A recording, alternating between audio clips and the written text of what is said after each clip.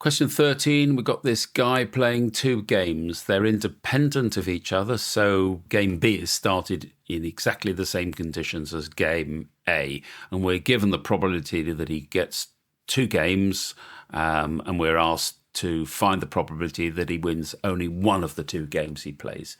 So we need to set up a probability tree. It's probably the easiest way of doing it.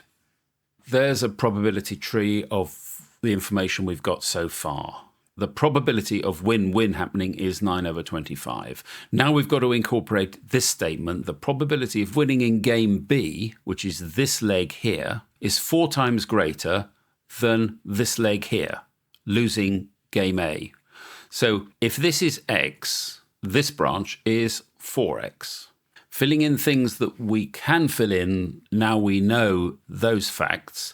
If this is X, the probability of a win here is 1 minus X.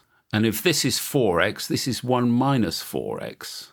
And as his ability doesn't change, this also must be 4X.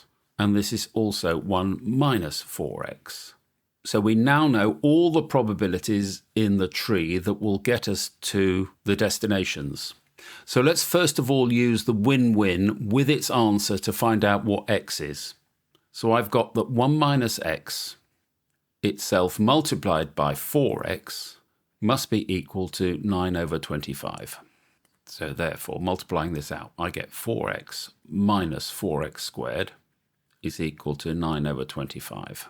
So we've got a quadratic forming. There's nothing I can do about cancelling, so I've got to multiply through by 25. So I get 100x minus 100x squared minus 9 is equal to 0. So let's just get this so that the x squared term is positive. We get 100x squared minus 100x plus 9 is equal to 0. Well, I'm going to guess this is going to be 9 and this is going to be 1. Does this work out? They're both going to have to be negative. 10 and 10. 10 is 90. 10 is... yes. 10 times 9 is 90. 1 times 10 is 10. So this is 10x and 10x.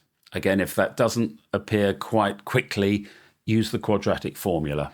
Okay, so the results we get from these is that x is equal to 1/10, or x is equal to 9/10. Well, as one of our probabilities here, 4x, 4 times 9/10 is greater than 1, and we can't have any probability over 1. So this solution is rejected. So we have our answer that x is equal to 1/10. So you've got a choice now, really. You can either put 1/10 into our two roots because we need both these roots. I think I'm going to do it with numbers. 1 minus 0.1 is 0.9. This is 0.1. That is equal to 0.4. And that is equal to 0.6. So therefore, the probability of 1 win and 1 lose is equal to these two roots multiplied together, 0.9 multiplied by 0.6 plus 0.1 multiplied by 0.4.